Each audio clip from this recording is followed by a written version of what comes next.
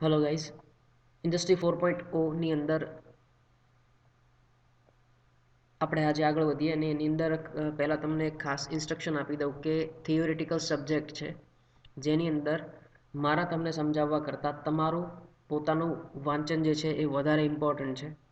Reading જેટલું રાખશો આ સબ્જેક્ટની અંદર, સબ્જેક્ટ થિયોરિટિકલ છે, ક્યારેક બોરિંગ લાગી શકે પણ એના રિલેવન્ટ જ્યારે તમે કોઈ પણ વસ્તુ સર્ચ કરશો, either you go on YouTube or you go for any research articles, ત્યારે તમને સ્ટડી કરવાની ડીપની અંદર વધારે મજા આવશે. આપણે જે છે ખાલી ઇન્ડસ્ટ્રી 4.0ના પ્રિન્સિપાલ્સની બેઝિક વસ્તુઓ જોઈએ છીએ, બટ એની અંદર તમે જ્યારે ડીપમાં ખરેખર પડશો તો તમને ખ્યાલ આવશે કે that is a very big thing. અને ફ્યુચર જે ખરેખર મેન્યુફેક્ચરિંગ સેક્ટરનું ઇન્ડસ્ટ્રી 4.0 જ્યારે રિવોલ્યુશન આવશે, ઘણી જગ્યાએ આવી ચૂક્યું છે, ત્યારે જે છે એ થશે.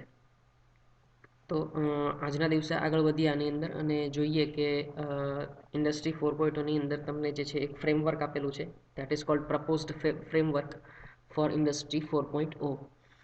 અચ્છા, એ સ્ટાર્ટ કરતાં પહેલાં એ બી તમને થોડું જણાવી દઉં કે within few week, either 1 or 2, તમારે ની વિશે પ્રેઝન્ટેશન પણ તૈયાર કરવાનું ક્યારેક થશે, એટલે એ તમે તૈયારી રાખજો. પ્રેઝન્ટેશન તમારે આપવાનું થશે. કોઈ પણ ટૉપિક જે છે એ તમને રેન્ડમલી આપવામાં આવશે સબ્જેક્ટ ઉપર, અને એની વિશે અત્યારને જે ટેકનોલોજી કરંટ માર્કેટમાં અવેલેબલ છે એ તમારે થોડું ફાઇન્ડ કરીને આવવાનું થશે. કે જેમ કે સપોઝ આપણે સપોર્ટિવ ટેકનોલોજીસ જોઈ તો એની અંદર ચલો સાયબર સિક્યોરિટી છે અથવા એડિટિવ મેન્યુફેક્ચરિંગ છે, તો મેન્યુફેક્ચરિંગ સેક્ટરની અંદર એ અત્યારે કઈ રીતે કયા લેવલે છે અને કઈ રીતે જે છે એ મેન્યુફેક્ચરિંગ સેક્ટરને ઇન્ડસ્ટ્રી 4.0ની અંદર કન્વર્ટ કરવા માટે, રિવોલ્યુશન લાવવા માટે મદદરૂપ થઈ શકે એમ છે. આવી કોઈ પણ એક તમારે પીપીટી આપીને પ્રેઝન્ટેશન તૈયાર કરવાનું થશે, તો એ ગ્રુપની અંદર થશે, તો એ તૈયારી રાખજો. ફાઇન. સો આજે આપણે સ્ટાર્ટ કરીએ છીએ, that is proposed framework of industry 4.0. હવે આની અંદર કેવું છે કે આપણે તમારા બુકની અંદર મેં તમને જે સેન્ડ કરી છે એની અંદર ડિટેલની અંદર આખું દરેકે દરેક ટોપિક આપેલા છે. પણ આપણે જે છે એની ફિગર આપણે જોઈ લઈએ. હું તમને સમજાવી દઉં છું કે તમને રીડિંગ કરતી વખતે ઇઝી પડે એ રીતે, કે એના પરથી તમને ખ્યાલ આવશે કે વાંચવાનું કઈ રીતે. હવે આ જે છે એ એનો આખો પ્રપોઝડ ફ્રેમવર્ક છે. તો આની અંદર તમને અહીંયા આગળ આપેલું છે કે પ્રિન્સિપાલ્સ એના જેટલા જેટલા છે: virtualization, decentralization, service orientation, so on. અને આ બાજુ જે છે એ તમારી સપોર્ટિવ ટેકનોલોજીસ, જે આપણે લાસ્ટ લેક્ચરની અંદર ભણ્યા હતા, એ દરેક વસ્તુ અહીંયા આપેલી છે. તો સપોર્ટિવ ટેકનોલોજીસ, સે ફોર એક્ઝામ્પલ, આ કયા પ્રિન્સિપાલ માટે મારે કઈ ટેકનોલોજીની જરૂર પડશે, બરાબર? જેમ કે રિયલ ટાઈમ ડેટા મેનેજમેન્ટ જે છે, તો એની માટે હવે આની અંદર ડેટા વર્ડ આવ્યો સપોઝ, તો એની અંદર આવશે તમારે data analytics and artificial intelligence, જે આપણે જોઈ ગયા છીએ already, AI and data analytics. પછી સેન્સર્સ એન્ડ એક્ચ્યુએટર્સને તમારે ડેટા જોઈએ, અને આરએફઆઈડી એન્ડ આરટીએલએસનો તમને ડેટા જોઈએ. હવે તમને આના ફૂલ ફોર્મ ખ્યાલ હોવા જોઈએ. RFID, RTLS. RFID stands for radio frequency identifier and RTLS stands for real time location system. તો આ દરેક વસ્તુ તમે રીડિંગ કરતા રહેજો તો તમને વધારે ખ્યાલ આવશે. એ જ રીતે જેમ કે વર્ચ્યુઅલાઇઝેશન છે, તો એની અંદર તમારે સિમ્યુલેશન અને virtualization technology, VR and AR, augmented reality and virtual રિયાલિટીની જરૂર પડશે. ટોપિક તમે જ્યારે બુકની અંદર જોશો તો બહુ જ લાર્જ લાગશે તમને. It is a huge topic, but આ એક ફ્રેમવર્ક તમે જો યાદ રાખી લેશો તો એ આખો ટોપિક જે છે એ તમને બહુ ઇઝી પડશે. અને તમને જો એક્ઝામની અંદર પૂછાય તો તમારે આ જ જે છે એ તમારે ટેબલ બનાવી અને ટેબલના ફોર્મની અંદર તમારે આપવાનું રહેશે. તો પ્રપોઝડ ફ્રેમવર્ક જે છે એની અંદર આપણે અત્યારે ડિટેલમાં ડિસ્કસ નથી કરતા. 3 થી 4 પેજ ભરીને તમને બુકની અંદર એની અંદર આપેલું છે, એ રીડિંગ કરજો. અને એની અંદર ના સમજાય તો તમે મને ડાઉટ પૂછી શકો છો. બટ થિયોરિટિકલ સબ્જેક્ટ છે, અગેન કહું છું કે તમે સાથે સાથે વાંચતા રહેજો, અધરવાઇઝ તમને વર્ડના મિનિંગ જે છે એ ખ્યાલ નહીં આવે, બરાબર? તો આ જે છે પ્રપોઝ ફ્રેમવર્ક, તમને જો એક્ઝામમાં પૂછાય તો તમારે આ જે છે એક્ઝેક્ટ તમારી ડિસ્પ્લે ઉપર અત્યારે જે બતાવી છે એ વસ્તુ તમારે ડ્રો કરવાની, સોરી, ટેબ્યુલેટેડ ફોર્મની અંદર, પેપરની અંદર લખવાની રહેશે. અગત્યનું બીજું એક ટોપિક જે છે that is roadmap, technology roadmap for industry 4.0. હવે એના માટે ફર્સ્ટ ઓફ ઓલ એ ખ્યાલ હોવું જોઈએ કે વોટ ઇઝ રોડમેપ. રોડમેપ કોને કહેવાય? કે કોઈ પર તમે ઇન્ડસ્ટ્રી તો નહીં પણ કોઈ પણ ટાસ્ક તમે પરફોર્મ કરવાનો. હવે એમાં કેવું છે કે આપણે રોડ મેપિંગ ક્યાંક ને ક્યાંક બેકગ્રાઉન્ડમાં આપણે કરતા જોઈએ છીએ, પણ આપણને એનો ખ્યાલ નથી હોતો. જેમ કે તમે કોઈ સપોઝ કે ટ્રીપ પ્લાન કરો છો, તો એ ટ્રીપ પ્લાન કરતી વખતે તમને તમારા માઇન્ડમાં ક્લિયર હશે કે મારે એ ટ્રીપની અંદર કયા કયા પ્લેસ લેવાના છે, ક્યારે સ્ટાર્ટ કરવાની છે ટ્રીપ, કયો રૂટ રહેશે એનો, બરાબર. તો આ એક બહુ નાના લેવલે મેં તમને વાત કરી. બટ રોડ મેપ જ્યારે આપણે વાત કરીએ છીએ ઇન્ડસ્ટ્રી લેવલે અથવા તો હાયર ટાસ્ક પરફોર્મ કરવા માટે, તો રોડ મેપનો મતલબ એવો થાય કે તમે first of all why you are doing that task, what is your goal. Goal statement જે છે અહીંયાની અંદર સૌથી વધારે ઇમ્પોર્ટન્ટ છે કે તમારે સપોઝ ઇન્ડસ્ટ્રી અત્યારે તમારું ટર્નઓવર કરે છે yearly 15 to 20 lakhs or 50 lakhs. તો તમારે એવું કહો છો કે મારું નેક્સ્ટ 2 યરની અંદર, 2 વર્ષની અંદર મારું ટર્નઓવર જે છે એ 50 lakhsથી લઈને વધીને 80 lakhs પહોંચી જવું જોઈએ. તો મારી ઇન્ડસ્ટ્રીને મારે જે 10 વર્ષની અંદર પહોંચાડવી છે ત્યાં હું પહોંચાડી શકું. ઓકે, તો તમારું અત્યારે જે કંઈ પણ પ્રોડક્શન છે, સપોઝ તમારે કાસ્ટિંગની ઇન્ડસ્ટ્રી છે અને એની અંદર તમે જે કોઈ પણ પાર્ટ્સ બનાવો છો એનું ટર્નઓવર તમારે 50થી લઈને 80 સુધી પહોંચાડવું છે, તો એ કેવી રીતે નેક્સ્ટ 2 વર્ષની અંદર હું પહોંચાડી શકું. તો એની માટે તમારે કોઈક સ્ટ્રેટેજી વિચારવી પડે. હવે આ સ્ટ્રેટેજી તમે જે વિચારો છો, that is the starting phase of the road mapping. Road મેપિંગનો મતલબ એવો થાય કે વોટ ઇઝ યોર ગોલ. તમારો ગોલ શું છે કે મારું ટર્નઓવર ને મારે 50થી લઈને 80 લાખ સુધી પહોંચાડવું. પછી એની તમે સ્ટ્રેટેજી ડિસાઇડ કરો, પ્રોબ્લેમ આઈડેન્ટિફાઈ કરો, તમે બ્રેઇન સ્ટોર્મિંગ કરો તમારા કલીગ સાથે અથવા તો તમારા નીચેના એમ્પ્લોયી સાથે. પછી તમે જે છે એનું પ્લાનિંગ કરો, એના માટે કયા કયા બેરિયર્સ છે એને આઈડેન્ટિફાઈ કરો. એ બેરિયર્સ આઈડેન્ટિફાઈ થયા એને તમારે રિમૂવ કઈ રીતે કરવા એ તમે ફાઇન્ડ આઉટ કરો. તો આ બધી વસ્તુઓ તમે જે પરફોર્મ કરો છો અને એનો એક પર્ટિક્યુલર પ્લાન બનાવો છો. સ્ટેપ્સની વાત નથી થતી અહીંયા, સ્ટેપ્સ નથી લખવાના, એ તો એક ફ્લો ડાયાગ્રામ. સ્ટેપ્સની વાત નથી. રોડ મેપિંગ મતલબ કે તમે વિઝિયોગ્રાફિક્સ, તમે કોઈ પણ ટાસ્ક પરફોર્મ કરો છો એની સાથે બીજું ટાસ્ક કઈ રીતે સંલગ્ન છે, કઈ રીતે કનેક્ટેડ છે, that is called technology road mapping. જેમ કે હું તમને એક એક્ઝામ્પલ આપું કે થોડા વર્ષો પહેલાં જે છે એ સોડાના જે કોલ્ડ ડ્રિંક્સ પીવો છો, જે અત્યારે પ્લાસ્ટિકની બોટલની અંદર આવે છે, એ થોડા વર્ષ પહેલાં અલગ કોઈક પેકિંગની અંદર આવતા, કેનની અંદર પણ આવતા. તો એ પેકેજિંગ જેમ ડે બાય ડે ઇમ્પ્રૂવ થાય છે, that is technology road mapping. એક પેપર બોટ કરીને આવ્યા હતા માર્કેટની અંદર, તો એ અત્યારે સક્સેસ નથી ગયા, બરાબર. તો એ પેપર બોટ જે છે એનું પેકેજિંગ જે છે એ કંઈક અલગ છે. પછી તમે સચેટ્સની અંદર પેકેજિંગ જુઓ છો, બરાબર. તો આ બધા જે અલગ અલગ પેકેજિંગ છે, that is also the base of technology road mapping. કેમ કે જ્યારે કેનની અંદર પેકેજિંગ આવતું તો દરેક લોકોને કેન નહોતું પોસાતું, બરાબર. તો પછી એની માટે શું થયું કે ચલો આપણે વેરિયેબલ સાઇઝની અંદર આપીએ, વેરિયેબલ સાઇઝની અંદર પણ પ્લાસ્ટિકની અંદર આપીએ, નો ઇશ્યુઝ. તો પ્રોડક્શનને ઇમ્પ્રૂવ તમારે કરવું છે અને તમારે ટર્નઓવર વધારવું છે, એ એક સેપરેટ વસ્તુ થઈ ગઈ જે ફાઇનાન્શિયલ મેટર છે. અને તમારે જેમ કે ટેકનોલોજીકલી એની અંદર કયો ચેન્જ કરવો પડે એમ છે, એ આખી ડિફરન્ટ વસ્તુ છે. તો ટેકનિકલી તમારે ચેન્જ લાવીને તમે ફાઇનાન્શિયલ મેટર કઈ રીતે ઇમ્પ્રૂવ કરી શકો, that is called technology road mapping. એટલે દરેક વસ્તુ એકબીજા સાથે કનેક્ટેડ હોય છે. કે હું પ્લાસ્ટિકની બોટલ આપીશ અને જેમ કે હું 100 mlની અંદર પણ આપીશ અને એના હું વેચાણ કરીશ, તો એવા લોકો પણ ખરીદી શકશે કે જે લોકો ને વધારે એકસાથે જરૂર નથી કન્ઝ્યુમ કરવાની કોલ્ડ ડ્રિંક કન્ઝ્યુમ નથી કરવું, અને જે લોકોને ઓછી ક્વોન્ટિટી જોઈએ છે અને કેરી કરવા માટે નાની સાઇઝ જોઈએ છે. જેમ કે આજકાલ તમે જુઓ તો પરફ્યુમ જે છે, તો પરફ્યુમ બી નાની સાઇઝની અંદર આવવા લાગ્યા છે. તો પરફ્યુમ તમે એકદમ પોકેટ સાઇઝની અંદર આવે છે, બરાબર, આખી બોટલ નથી લઈ જવી પડતી. તો એને શું કહે છે કે travel perfume, right. Travel charger આવે છે, એ જ રીતે ટ્રાવેલ કોલ્ડ ડ્રિંક્સ પણ આવે છે, તમે પોકેટની અંદર રાખી શકો, બરાબર. તો આ રીતે જે ટેકનોલોજીકલી ચેન્જ કોઈ પણ કરવા પડે જેના લીધે તમારું ઓવરઓલ પરફોર્મન્સ જે છે એ ઇન્ડસ્ટ્રીનું ઇમ્પ્રૂવ થાય, તો એની માટે પર્ટિક્યુલર એક રોડ મેપ હોય છે. રોડ મેપિંગ મતલબ કે દરેક વસ્તુ એકબીજા સાથે કઈ રીતે કનેક્ટેડ છે, અને એક વસ્તુને હું વિગલ કરું, મતલબ કે એની અંદર હું કંઈક ઇમ્પ્રુવમેન્ટ કરું, તો બીજી વસ્તુ કઈ રીતે ઇમ્પ્રૂવ થાય, that is called technological road map. અને એ જ વસ્તુ આપણે આની અંદર જોવાની છે. સી હું તમને બેઝિક વસ્તુઓ દરેક કહી દઈશ આ સબ્જેક્ટની અંદર કે કોનો મતલબ શું થાય છે, પછી એ રીડિંગ કરવું એ તમારી રિસ્પોન્સિબિલિટી છે. કેમ કે ડીપની અંદર એક એક જગ્યાએ આપણે નહીં જઈ શકીએ, બહુ લેન્ધી અને લાંબુ થઈ જશે અધરવાઇઝ.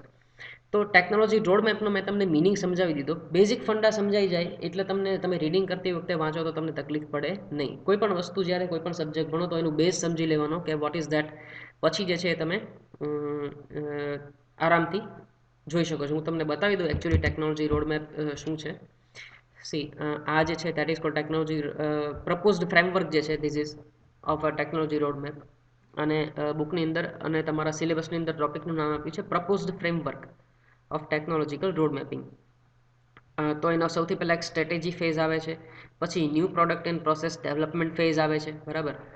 તો આ જે છે એ આખો તમારું ફ્રેમવર્ક છે. એક્ઝામની અંદર પૂછાય તમારે ત્યારે આ લખવાનું છે, બરાબર.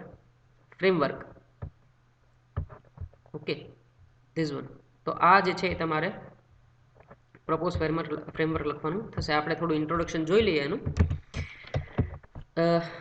In order to achieve success, હવે મેં તમને કીધું એ બધું બુકની અંદર આપેલું છે, હું તમને વન બાય વન વાંચીને સમજાવું છું. In order to achieve success in digital transformation process, it is necessary to prepare the technology roadmap in the most accurate way. બરાબર. તો એક્યુરેટલી જેટલો તમારો રોડમેપ છે ડિફાઇન થયો હશે એટલું તમારું આઉટપુટ જે છે એની અંદર એક્યુરસી આવશે અને એટલું તમને ઇમ્પ્રુવમેન્ટ તમારા આઉટપુટની અંદર મળશે. It may be defined as way to identify and decide upon trajectories to follow to reach future success. Likewise, as a traditional map guide travelers to their destination. Exactly જેવી રીતે આપણે જીપીએસનો યુઝ કરીને કોઈ particular destination ઉપર પહોંચીએ છીએ એ જ રીતે એટલો એક્યુરેટલી જે છે એ ટેકનોલોજી રોડમેપ અગર તમે ડિફાઇન કર્યો હશે તો એની ટ્રેજેક્ટરીઝ મતલબ કે અત્યારે તમે જે કાંઈ તમારો બિઝનેસ જ્યાં પણ છે એનો તમે એક ગ્રાફ બનાવો ફાઇનાન્શિયલ, અથવા તો કોઈ પણ રીતે તમે either you say in terms of number of employees, or you say in number of cities in which your business operates, or you prepare in terms of turnover, or you prepare in terms of profit. દરેકના જે તમે graph બનાવો તો એની trajectory એક બને કે અત્યારે અહીંયા છે તો છેલ્લા 3 વર્ષની અંદર જો અહીંયાથી અહીંયા પહોંચી છે તો અત્યારથી જો આ રોડમેપ બનાવીએ તો નેક્સ્ટ 3 વર્ષની અંદર મારી કંપની ક્યાં પહોંચી હોવી જોઈએ એનો એક રોડમેપ બને, જેને અત્યારથી ફોરકાસ્ટ તમે જે કરો છો મતલબ કે એની ટ્રેજેક્ટરી બને છે. તો ટ્રેજેક્ટરી મતલબ કે પ્રિડિક્શન, એક જાતનું ફોરકાસ્ટિંગ. જેમ વેધર ફોરકાસ્ટ આવે છે કે વેધર જે છે એ નેક્સ્ટ વીક આ રીતે રહેશે, અહીંયા આટલો વરસાદ પડશે, તો that is cold forecasting. But એ વેધર છે એનું ફોરકાસ્ટિંગ આવે. કોઈ પણ જ્યારે આવી રીતે ગ્રાફ કે એવું કંઈ બને છે, અથવા તો કોઈ સપોઝ સ્પેસશિપ અહીંયાથી જાય છે તો વચ્ચે એનો કોન્ટેક્ટ ડેલિબરેટલી કટ કરી દેવામાં આવે છે અથવા તો થઈ જાય છે, તો ત્યારે એની સ્પેસશિપની જે છે એ ટ્રેજેક્ટરી બનાવવામાં આવે છે. જેમ કે અહીંયાથી તમે માર્સ સુધી કોઈ પ્લેનેટ કોઈ એક જાય છે સેટેલાઇટ, તો એ સેટેલાઇટની ટ્રેજેક્ટરી બને છે કે અહીંયાથી કનેક્શન કટ થશે અને 2 કલાકની અંદર કનેક્શન પાછું રિઝ્યુમ થશે. તો એ જ્યારે રિઝ્યુમ થશે કનેક્શન ત્યારે XYZ જગ્યાએ જે છે એ સેટેલાઇટ પહોંચ્યો હશે. તો એ ટ્રેજેક્ટરી બને છે અને એક્ઝેક્ટલી પ્રિડિક્ટેડ ટ્રેજેક્ટરી સાચી જ હોય છે. તો એટલું એક્યુરેટલી તમે જ્યારે તમારી ઇન્ડસ્ટ્રીની અંદર રોડ મેપિંગ કરો તો એ એટલું એક્યુરેટ હોય છે કે તમે પર્ટિક્યુલરલી કહી શકો કે જેમ કે અત્યારથી તમે ડિસાઇડ કરી શકો કે તમે XYZ કંપનીની અંદર મેન્યુફેક્ચરિંગ ચલાવો છો તો 2023ના જુલાઈ મહિનાની અંદર તમારે આટલું ટર્નઓવર થશે જ્યારે સેકન્ડ ક્વાર્ટરનું રિઝલ્ટ આવશે ત્યારે, ફર્સ્ટ ક્વાર્ટરનું રિઝલ્ટ આવશે ત્યારે, બરાબર. તો આ બધું તમે જે છે ફોરકાસ્ટ કરી શકો છો with the help off road mapping. It provides the corporation with an illustration of the current state, a desirable future state and strategies to reach the future state. બરાબર છે.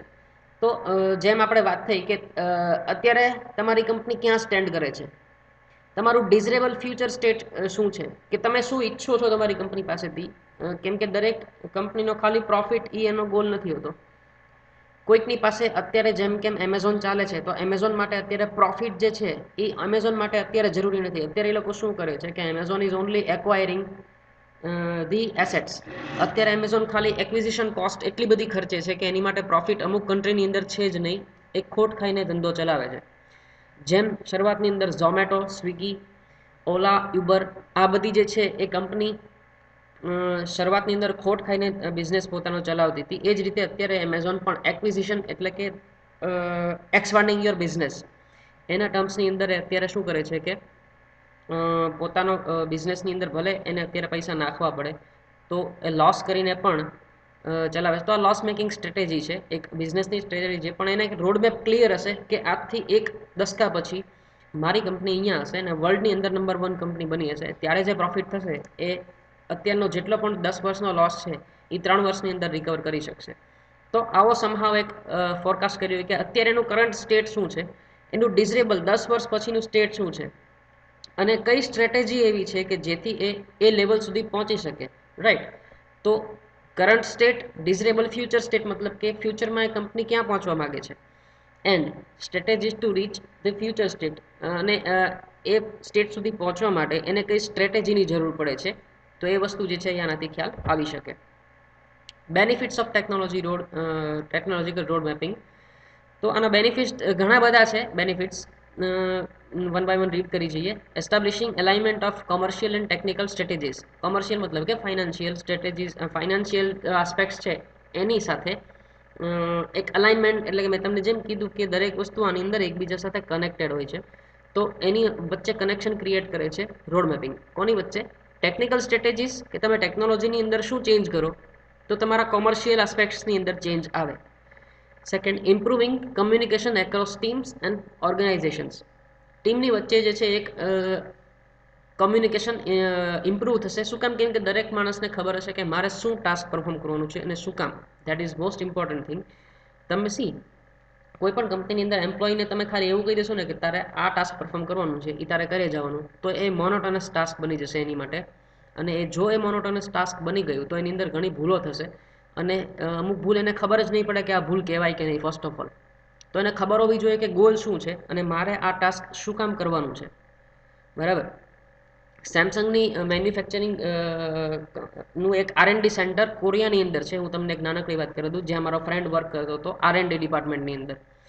જ્યારે સેમસંગના ફોનની અંદર નવું ફીચર આવતા જતા હતા તો એક ફીચર હતું કોલાજે. જ્યારે એ ફીચર બન્યું નહોતું, કોલાજે મતલબ કે તમારા નંબર ઓફ ફોટોઝને જ્યારે તમે એક જગ્યાએ ક્લબ કરો છો, એક જ ફોટોની અંદર તમે નંબર ઓફ ફોટોને જ્યારે ક્લબ કરી શકો છો, એને કોલાજ ફીચર કહેવાય. તો આ ફીચરનું R&D થતું હતું. તો એ સમયે એને કહેવામાં આવ્યું હતું કે આપણે આવું એક ફીચર લાવીએ છીએ જેનું R&D તમારે પરફોર્મ કરવાનું છે. એના અલ્ગોરિધમ, એનું મેથેમેટિક્સ અને એનું પ્રોગ્રામિંગ જે છે એ એક પર્ટિક્યુલર ટીમને સોંપવામાં આવેલું હતું. તો એ ટીમ જે છે એ સાઉથ કોરિયાની અંદર દે વેર પરફોર્મિંગ. રાઈટ. તો આ જે છે એ બધા બેનિફિટ્સ છે કે તમને ખ્યાલ હોવો જોઈએ કે તમારે ક્યાં પહોંચવાનું છે. એટલે દરેક એમ્પ્લોયને પણ ખ્યાલ હોવો જોઈએ. Next one, examining potential competitive strategies and ways to implement those strategies. આપણી જેવી કોઈ એક કંપની છે એવી આપણે એક જ નથી હોતા. દરેક આપણી જેવી બીજી પણ ઘણી બધી કંપનીઓ હોય છે કે જે આપણી જેમ રિસર્ચ કરતા હોય અને દે આર ઓલ્સો ઇમ્પ્રુવિંગ. તો એ લોકોએ પણ કંઈક આવી સ્ટ્રેટેજીસ બનાવી હશે. તો આવી સ્ટ્રેટેજી જે છે એને એક્ઝામિન કરીને આપણે એમાંથી કઈ રીતે બેનિફિટ્સ જે છે એ આપણી કંપનીની અંદર ઇમ્પ્લિમેન્ટ કરી શકીએ. તો આ બધી વસ્તુ પણ તમને આની અંદરથી ખ્યાલ આવશે. Efficient time management and planning obvious વસ્તુ છે. Identifying the gaps between technology, market and product intelligence. બરાબર. પ્રોડક્ટ ઇન્ટેલિજન્સનો મતલબ એવો થાય કે પ્રોડક્ટ જે છે એ તમારી માર્કેટની અંદર કેવું પરફોર્મ કરશે એનું પહેલેથી એક એઝમ્પશન, એનું ફોરકાસ્ટિંગ કરી શકવું. That is called product intelligence. તો જે ગેપ છે ટેકનોલોજી, માર્કેટ અને પ્રોડક્ટ ઇન્ટેલિજન્સ વચ્ચે, ગેપને તમે રિડ્યુસ કરી શકો અગર you are performing forecasting road mapping. Prioritizing the investments. ઇન્વેસ્ટમેન્ટને કઈ જગ્યાએ ક્યાં રોકવું એની પ્રાયોરિટી આપવી. જેમ કે તમે એમ કહો કે માર્કેટિંગની અંદર તમારે પૈસા નાખવાના છે, ઓબ્વિયસ વસ્તુ છે, પણ ક્યારે? Exactly before launching of product or before a year from the launching of product. તો આ દરેક વસ્તુ ઇન્વેસ્ટમેન્ટની પ્રાયોરિટી કઈ રીતે રાખવી. અત્યારે સપોઝ રો મટીરિયલની અંદર પૈસા નાખવા કે રિસર્ચની અંદર પૈસા નાખવા કે મારે માર્કેટિંગની અંદર પૈસા નાખવા, કઈ રીતે ઇન્વેસ્ટમેન્ટ મારે ક્યારે કરવું એનું તમને પ્રાયોરિટી મળી જશે. Setting competitive and rational targets. બરાબર. તમે એક લોજિકલ મતલબ રેશનલ ટાર્ગેટ્સને છે તમે કોમ્પિટિટિવ બનાવી શકશો. Guiding and leading the project teams. A obvious વસ્તુ છે. Visualising outputs including goals, process and progress. આ ત્રણેય ઉપર તમે મોનિટરિંગ કરી શકો છો. તમારા ગોલ તો ડિફાઇન થાય જ છે, પ્રોસેસને તમે મોનિટર કરી શકો છો, વિઝ્યુલાઇઝ કરી શકો છો, અને પ્રોગ્રેસને પણ તમે વિઝ્યુલાઇઝ કરી શકો છો. કે જેમ કે આપણે 5 વર્ષનો રોડમેપ બનાવ્યો હોય તો તમે એક્ઝેક્ટ ત્રીજા વર્ષના પર્ટિક્યુલર મંથની અંદર તમારે કયા ટાસ્ક પરફોર્મ કરવાના હશે, ત્યારે તમારો પ્રોગ્રેસ કેટલો હોવો જોઈએ, એને પણ તમે અત્યારથી વિઝ્યુલાઇઝ કરી શકો. તો these are the benefits off road mapping. પછી આવે છે proposed framework of technology roadmap. થોડું સ્ટાર્ટિંગ લઈ લઈએ, પછી આપણે આજનો લેક્ચર જે છે કમ્પ્લીટ કરીએ. પ્રપોઝડ ફ્રેમવર્ક, તો અ roadmap એમ્પાવર્સ whoever in the industry to simplify, understand each move and what decisions need to be done, who needs to make them and when. જેમ મેં તમને કીધું એમ કે દરેક માણસને, દરેક એમ્પ્લોયને ખ્યાલ હોવો જોઈએ કે ક્યારે શું કરવાનું છે, ડિસિઝન કોણ લેશે, એ ડિસિઝન ક્યારે લેવાશે અને શું કામ લેવાશે, એ દરેક વસ્તુ પહેલેથી ક્લિયર હશે. This procedure is done decoded into a project plan specifying the characteristic of work in each of the associated stages of formation. બરાબર. તો આખો પ્લાન બની જાય. એક કદાચ વિઝ્યુઅલ ફોર્મની અંદર હોઈ શકે, એક ડ્રોઈંગના ફોર્મની અંદર, અથવા તો એક ચીટના ફોર્મની અંદર, જેને ડીકોડ કરીને એક આખો પ્રોજેક્ટનો પ્લાન બનાવવામાં આવે છે. અને પછી એને એસોસિએટેડ જે છે સ્ટેજીસનું ફોર્મેશન થાય છે. જેમ કે એક આખો પ્લાન બની ગયો પણ 5 વર્ષ માટે બન્યો છે, તો એક સાથે આખો પ્લાન બધાને આપવો, that is not a good thing. તો એને ડીકોડ કરી, એને નાના નાના ચંક્સની અંદર ડિવાઈડ કરી, સ્પેસિફિક પર્સનને સ્ટેજ વાઇઝ પ્લાનનું ફોર્મેશન કરીને આપવામાં આવે છે કે આ પર્ટિક્યુલર માણસને આટલો પ્લાન આટલા સમય માટે આપવાનું છે કામ. બરાબર. Likewise in the new product and process development phase, મતલબ કે ધીઝ વન, આખો જે પ્લાન છે, આ પ્લાન આખો ફ્રેમવર્ક છે, એની અંદર પહેલો ફેઝ જે છે દેટ ઇઝ સ્ટ્રેટેજી ફેઝ, એની આપણે વાત કરીએ છીએ અત્યારે. ફર્સ્ટ ફેઝ, એની અંદર શું આવે છે? Strategy definition for industry and key technology definition.